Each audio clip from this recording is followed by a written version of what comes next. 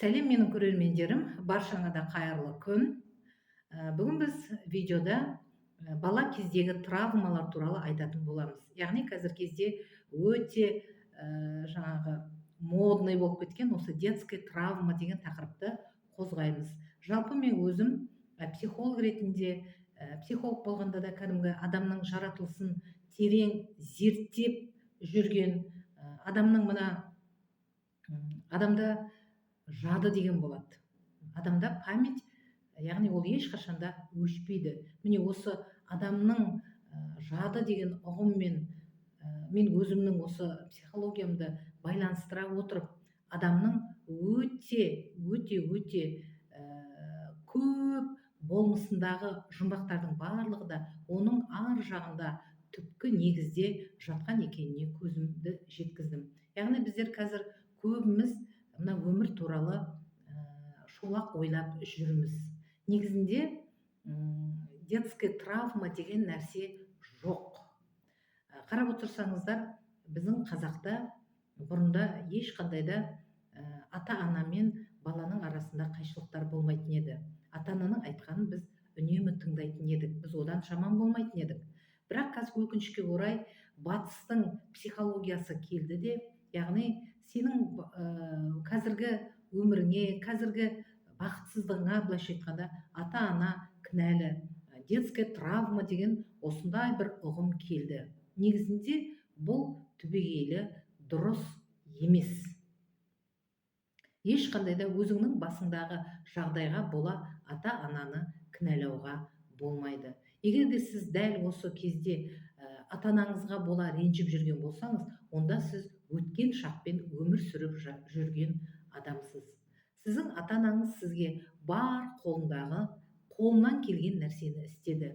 Негізінде біздер мына өмірде ешкімге де міндетті емеспіз, бізге ешкім міндетті емес. Бірақ адамдардың арасында өзара мына сыйластық деген заң бар, сыйласу деген ұғым бар. Әрине, ондай үлкен сыйластыққа келу үшін де адамға үлкен терең түсінік керек, терең білім керек екен. Енді жаңа айттым ғой, ата-анамен сіз жақсы қарым-қатынаста емессіз бе, демек сіз өткенмен өмір сүріп жүрсіз. Ата-анаңызды кінәлағанша, ата-анаңызды түсінуге тырысыңыз. Ата-анаңыз сізге бар қолынан келген нәрсені істеді.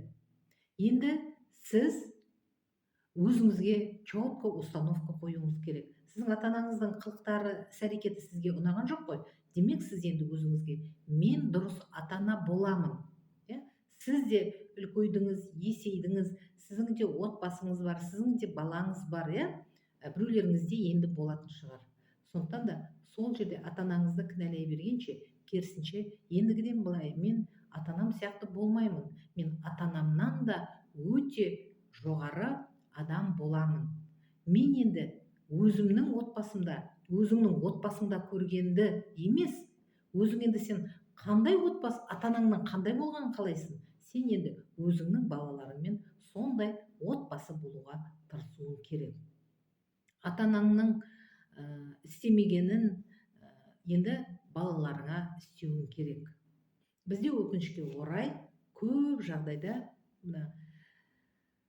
келеді ғой, кеңес алуға келеді. Сол кезде байқайтыным, адамдар сол әлі ата-ананы кінәлап, бүкіл бойындағы күші сол ата-ананы кінәлаумен кетіп қалып тұр. Ата-анаңызды түсініңіз. Сіздің ата-анаңыз да мына өмірде, осы өмірдің сырын терең ұқпағандықтан, олар да өмірге өкпелеп жүр. Жалпы өкпе реніш деген адамның бойындағы қуатты жеп қоятын қасиет. Бойыңызда қуат жоқ па, онда сіздің болашаққа деген энергияңыз жоқ. Сондықтан да сіздерге айтатын кеңесім, ата-ананы кінәламаңыздар. Сіздің басыңыздағы болып жатқан жағдайға сіздің ата-анаңыз кінәлі емес. Оның түпкі себебі біздің ар жағымыздағы болмысымызда жатыр. Енді қазір біздің қазақтың ішінде әлі бұл тереңге ене қойған жоқ, бірақ ол баяғы біздің өзіміздің қазақы дүние танымда болды. Яғни адамның бұрынғы өткен өміріндегі істеген әрекеті. Біз мына өмірге келіп, сол әрекетіміздің жемісін жеп жатырмыз. Яғни айтады ғой, твое настоящее выйдет из твоего прошлого дейді.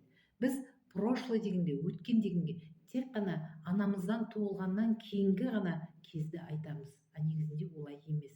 Яғни бізде прошлый опыт деген бар. Прошлый опыт деген мына адамның тәні өлгенмен, адамның ішіндегі жан, негізгі өзек ешқашанда өлмейді. Сол негізгі өзекте барлық мәселе жатыр. Сіз не істесеңіз де, не қойсаңыз да, қай ғұмырыңызда да, не сезінсеңіз де, оның барлығы да сіздің сол ішіңіздегі, өзегіңіздегі жатқан, айтады ғой, энергетикалық поле дейді.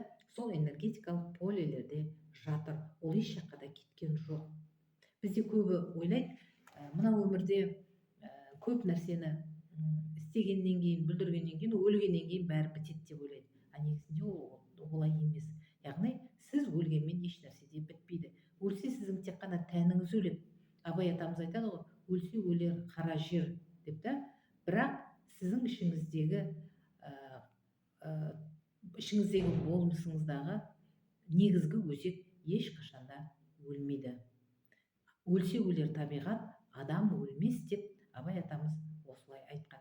Сондықтан да сол іштегі өзектің бар екенін, ол өзек сіздің мына өмірдегі істеп жатқан барлық амалдарыңызды, барлық істеп жатқан әрекетіңізді жазатынын ұмытпаңыздар.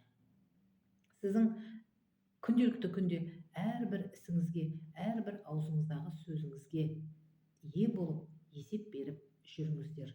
Өткенді жіберіңіздер, өткен өмірді жіберіңіздер. Болашаққа үлкен үмітпен қараңыздар. Болашаққа үлкен мақсаттар қоя отырып барыңыздар. Жаңа айтқандай, өкпе реніш сіздің бойыңыздағы болмысты, энергетикаңызды жеп қояды. Сондықтан да алдарыңа үлкен установка қойыңыздар. Ата-анаңыздың өмірі ұнамады ма? Ендеше мен ондай ата-ана болмаймын, мен жақсы ата-ана боламын деп мақсат қоятын болсаңыз, сіздің өміріңіз өте керемет болады. Ата-анаңызды кінәламаңыз. Сіздің өміріңіз үшін ата-анаңыз кінәлі емес. Олардың сізді осы өмірге әкелгеніне қуаныңыздар. Олардың сіз үшін істеген ең үлкен ісі сізді өмірге әкелуі, мына жарық әлемге әкелуі. Сондықтан да ата-анаға риза болайық. Менің каналыма тіркеліңіздер, өздеріңіздің пікірлеріңізді жазыңыздар. Әрине, менің кейбір айтып отқанымды көп адамға түсіну қиындау, бірақ біздер осы түсінікке келуіміз керек. Біздер осы түсінікке бізді апаратын біліммен қарулануымыз керек. Осы адамның жаратылыс сырын, қазақтың терең дүние танымын білдіретін білімді алуға ұмтылуымыз керек. Тыңдағандарыңыз үшін